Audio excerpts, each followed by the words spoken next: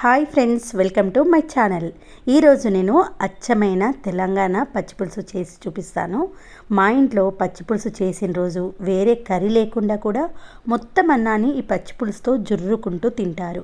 మరి అంత టేస్టీగా ఉండే ఈ పచ్చిపులుసు ఎలా చేయాలో ఇప్పుడు చూసేద్దాం. ముందుగా ఒక నిమ్మకాయ సైజ్ అంత చింతపండును శుభ్రంగా కడిగి ఒక 10-15 నిమిషాల పాటు నానబెట్టుకొని ఈ విధంగా ఒక బౌల్లోకి చింతపండు రసాన్ని తీసుకోవాలి. దీంట్లోకి సరిపడేనన్ని వాటర్ని యాడ్ చేసుకోవాలి. చింతపండు రసము ఇలా లిక్విడ్గా ఉండాలి.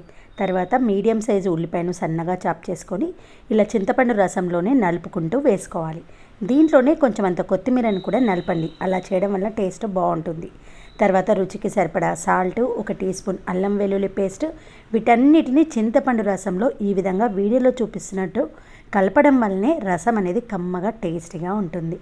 ఈ విధంగా అన్నిటినీ కలిపేసి ప్రిపేర్ చేసుకున్న తర్వాత తాలింపు కోసం స్టవ్ ఆన్ చేసి మందంగా ఉన్న ఒక ప్యాన్ కానీ గిన్నెను కానీ పెట్టేసుకొని ఒక 2 టేబుల్ స్పూన్ల ఆయిల్ వేసుకోండి. ఆయిల్ వేడెక్కిన తర్వాత 1/2 టీ స్పూన్ ఆవాలు, 1/2 టీ స్పూన్ జీలకర్ర, 2 ఎండుమిర్చిని కట్ చేసి వేయండి. ఒక 3-4 పచ్చిమిర్చిని కట్ చేసి వేసుకోండి. కరివేపాకు, 1/2 టీ స్పూన్ పసుపు వేసి తాలింపును చక్కగా వేగనివ్వాలి. తాలింపు వేగిన తర్వాతనే ఇలా మనం ముందుగా రెడీ చేసుకున్న చింతపండు రసాన్ని ఇందులో వేసి జస్ట్ ఒక 30-40 సెకండ్స్ కలుపుతూ మరిగించండి. మరిగించడం కాదండి, 30-40 సెకండ్స్ మాత్రమే ఉంచండి. అంతేనండి. వెంటనే స్టవ్ ఆఫ్ చేసి ఇప్పుడు వేడి వేడి అన్నంతో టేస్ట్ చేసి చూడండి. వేరే కర్రీ కూడా పక్కన పెట్టేస్తారు.